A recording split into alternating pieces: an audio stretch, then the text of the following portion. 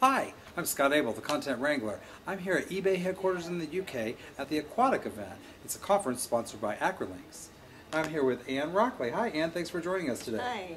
So tell us a little bit about what you do and who you work for. Well, I am a consultant and I specialize in content management and content strategy. I have my own business. I've had it for over 20 years, the Rockley Group.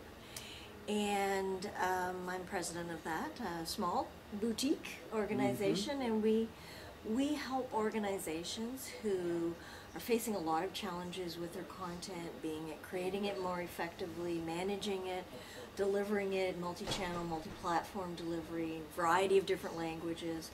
So helping organizations to figure out how can they best do that, in particular from a modular structured sense. So writing content that's supported by XML, but can be pushed out to a variety of different devices, no matter what. And with all these devices that we've got today, the iPad 2 now, the Kindle, the various Kobos, the iPhones, the smartphones, what does this mean? I guess it means we need a strategy for this. Oh, absolutely. I mean, too many people are taking their content and saying, file save as, you know, and it's supposed to run on the Kindle. And just like we had to learn to do things differently when we moved from print to the web, each device has an optimum way of presenting that information.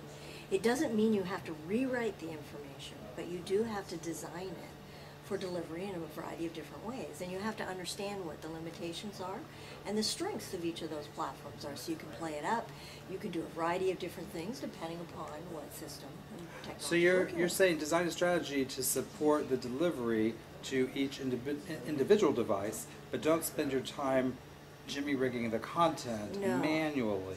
That's right, that's right. Because if you write good, structured, modular, succinct content, you can mix and match the pieces of content to each of the different devices. So for example, on a tablet, you can run video, and you can have audio, and you can have all sorts of interactivity, where you might not have that on the Kindle. You have some interactivity, and you don't have all of the apps and things like that running there. So what you would do is say, well, what is the core of my content? And you can push that out, and then you augment it. You would augment it with video or some audio or a touch portion of the screen or things like that.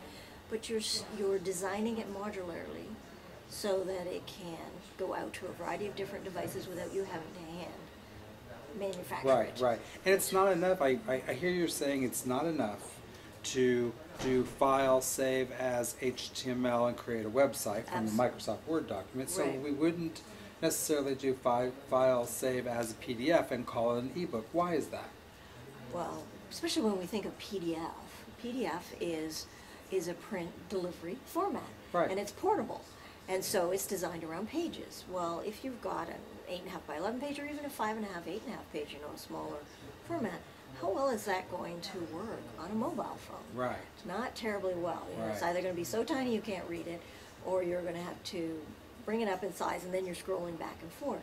So it's not optimal. It's not optimal. Whereas if we design content and we say, okay, these are the pieces that we want to go out to our mobile phone, then going from the XML then into the HTML and pushing it into a style sheet which makes it look in the way that you want it to on a mobile phone, then we've got it. We can take that same piece of content and we could push it out to a PDF if we wanted to. Sure. We could take that same piece of content and push it out to Kindle, and so that it's in the Kindle format. We can push it out to the iPad. We can do all sorts of things with it, but we haven't fixed on a format. What we fixed on is the content and modularity of that content. So content is the king in that case. Exactly. All right, so it's all about the content. You've written several books, but one of them, the new book, is called what? eBooks 101. eBooks 101. And what's the gist of the book? Well, we had a lot of people asking us questions about ebooks, and what we wanted to be able to do was to say, okay, well, what is an ebook and what it is not? And then providing people with an understanding of the strengths, the weaknesses, the things they have to think about to design differently for different platforms, and how to use XML in doing that, and then how to put together a unified content strategy, which is our specialized content strategy unified in the sense that it's not just going out to a single delivery channel. Right. That it's going out to many, and then it may be unifying all sorts of different types of content, not just one area or another area. And the unified content strategy is a repeatable, systematic thing, right? Absolutely, absolutely. And you did that because it's of what we learned from print. We used to try to deliver the same document on maybe an A4 paper for a European audience that we would deliver on 8.5 by 11 for a North American audience, and that we would deliver on a website for some other audience. Right, right. And so now we have a kind of a new version of print in our static ebooks. Right. What are enhanced ebooks? Enhanced ebooks take the static content and they augment it with video, with audio, with links and things like that. But it is not hugely interactive. It's, right. It's like I'm reading along and, wow, I've got a little video in there and I can click on that and I can watch the video.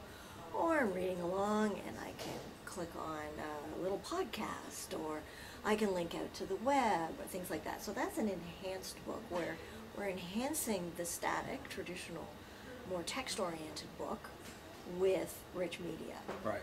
So when these books become available, and I'm guessing that we're going to make technical documentation and other kinds of products also enhanced and make absolutely. them available on these devices, it opens up new channels for communication, but it also opens up new channels for sales. And so what I'm thinking is, if we make this content available in content malls, like iTunes or maybe your own personal corporate website, right. so that people can download them to use them on their devices, we've opened up an entire new audience, maybe culturally, maybe in different countries, maybe people speaking different languages. So where does terminology management fit into the content strategy? Well, it's very key to understand the terms, consistent terms that you want to use with your information, because if you create, people just arbitrarily write, right. then you're going to get a lot of variations on the same term. It's a bit, like when you ask multiple people to write about the same thing, they're not going to write exactly the same way. Right, exactly. So you want a controlled vocabulary or a set of terminology that if you call it X, they also call it X, and it's consistent throughout, and it can be translated in a consistent way. And it means that our content becomes more portable. We can more easily move it out into multiple languages, so that, one of the beauties of all these platforms is that we can go to so many different languages, and we can provide all sorts of different experiences for people. But we can't do it if it's all ad hoc, if it's sort right. of one-off, if it's just not really thinking about it, so that the controlled terminology gives us the ability to be very consistent and coherent in what we write. And so content is king, is what most writers say, and I agree with that. I think it's still important, and the technology is an enabling factor, and it helps our corporations do more with less, yes. and it helps the people who consume information. But it scares writers. And so could you give any advice to writers or managers even of writers who are saying, hey, we were taught by language arts teachers to be creative with our language, and now you're saying it's beneficial to control it. How can we tell them a little bit about the fear and not to be afraid, and what's the benefit for them? Well, I think it depends upon what you're writing. If we're writing a fiction novel, yeah, of course, yeah, you absolutely, be creative. you want to be creative. Yes. And there are some types of content where, again, you want to be creative. But people who tend to read nonfiction, who are reading product information For an answer, for an answer, something yes. like that, then they don't want to have to keep figuring it out. They don't want to have to keep thinking, well, does that mean this? Or does that mean that? Or is that the same as ambiguous. this? It's very ambiguous. It's very difficult for our customers or audience to understand what we're saying. Sure. So with a controlled set of terminology, it actually makes it easier for the writer. They don't have to say, do I say click this, or select this, or press right. this?